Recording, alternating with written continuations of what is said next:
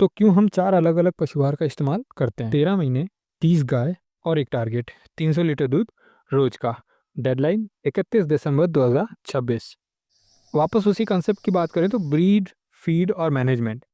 Feed को आगे लेते हुए एक चीज़ आपको समझना पड़ता है कि हर एक एनिमल का अलग-अलग स्टेज होता है और अलग-अलग स्टेज में उसकी अलग-अलग रिक्वायरमेंट रहती है। तो जैसे करंटली हम 4 अलग-अलग पशु आहार यूज़ करते हैं। मिल्किंग काउस के लिए तिवाना 8000 यूज़ करते हैं। हमारे पास 3 हीफर्स हैं, उनके लिए हम तिवाना का हीफर यूज़ करते हैं। वो जो काउस रिसेंटली डिलीवरी देने वाली है, उनके लिए हम गोदरेज यूज़ करते हैं।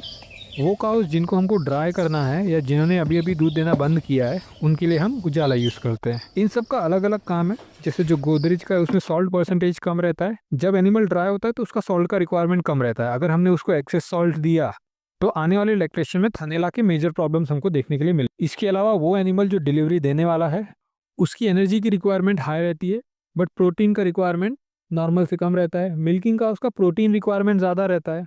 तो ये चीज़ आपको समझना पड़ेगा कि कौन सा एनिमल कौन से स्टेज में है एंड स्टेज के अकॉर्डिंग आपको उसको फीड देना पड़ेगा। अब ये इतना भी सिंपल नहीं, बहुत कॉम्प्लिकेटेड होता है। इसमें बहुत सी चीज़ें ऐड होती हैं, रिमूव होती हैं अलग-अलग स्टेजेस के लिए।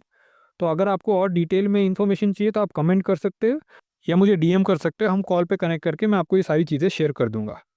That's all for today. Time to do it again tomorrow.